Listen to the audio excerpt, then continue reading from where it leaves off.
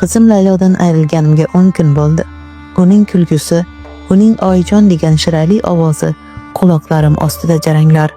Har safar ko'zlarimni ochsam, uning bo'm-bo'sh xonasiga tikilib qolardim. Eng dahshatli voqealar 3-kuni boshlandi. Erta tongda erim Rustamning telefoni jiringladi. Qabriston qorong'u ekan. Uning ovozi xavotirli. Tezda yetib kelinglar. Qabristonga qanday yetib borganimizni bilmayman. Uzoqdan qizimning qabri ko'rindi. Uning yonida qizimni oq kafanga o'ralgan tanasi tuproq ustida yotardi. Dunyoyim ag'darilib ketgandek bo'ldi. Qishqirib yubordim. Rustam meni mahkam quchoqlab oldi. Bu qanday bo'lishi mumkin? Kim bunday razillikka boradi? Biz uni qayta dafn qildik. Go'rkov, past bo'yli, ozg'in, Qodir ismli chol edi.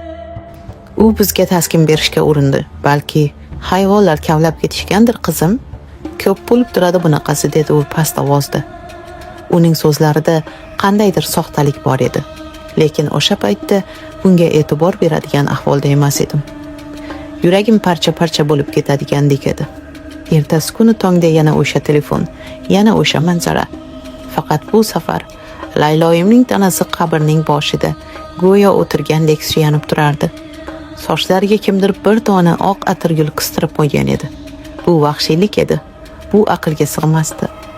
Bu hayvonning ishi, dedi Rustam.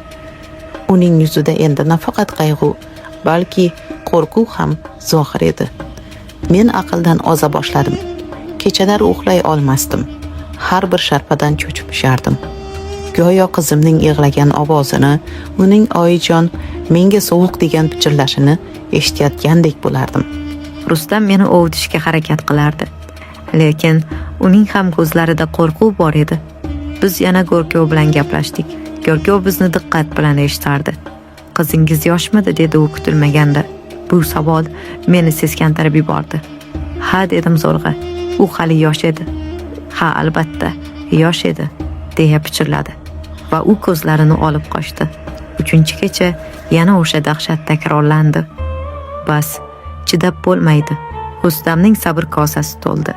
Men bugun qabristonda qolaman, dedi u qat'iy. Kimligini o'z ko'zim bilan ko'rmaguncha tinchimayman. Men uni yolg'iz qoldira olmadim. Qo'rquvdan butun vujudim qaqshab ketsa-da, u bilan birga bordim. Biz yaqinroqda berkinib oldik. Tun cho'kdi. Qabristonda sukunat yopirildi. Shamolning uvullashi go'yo minglab o'liklarning nidosidek eshitilardi. Har bir soniya azobli edi. Men titray boshladim. Yarim tunda oy nurida qabriston yo'lagida bir odam paydo bo'ldi. U Layloyimning qabri tomon kelardi. Yuragim to'xtab qolay dedi. Bu o'sha Go'rkov edi. U qabr oldiga bordi. Biz ko'rgan narsamizdan muzlab qoldik. Rustam chidab tura olmadi. U yitqishdek otilib Go'rkovga tashlandi. Men esa faqat qichqirardim. Ovozim bo'g'ilib, xirillab chiqardi. Biz uni ushladik. Militsiya keldi. Tergov boshlandi.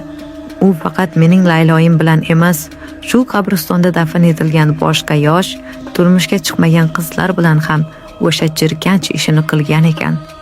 Eng dahshatlisi uning so'roqdagi so'zlari bo'ldi. Unda zarracha pushaymonlik yo'q edi. U telbaga o'xshamasdi. Uning so'nggi so'zlari mening miyamda bir umrga muhrlanib qoldi. Tergovchi undan nega bunday qilganini so'raganida u shunday javob berdi. Men ularga yomonlik qilmadim-ku. Men ularga faqat o'z umrida ko'rmagan mehrni berdim xolos. Bu so'zlarni eshitib, men hushimdan ketdim. O'shandan beri hayotim do'zaxga aylandi.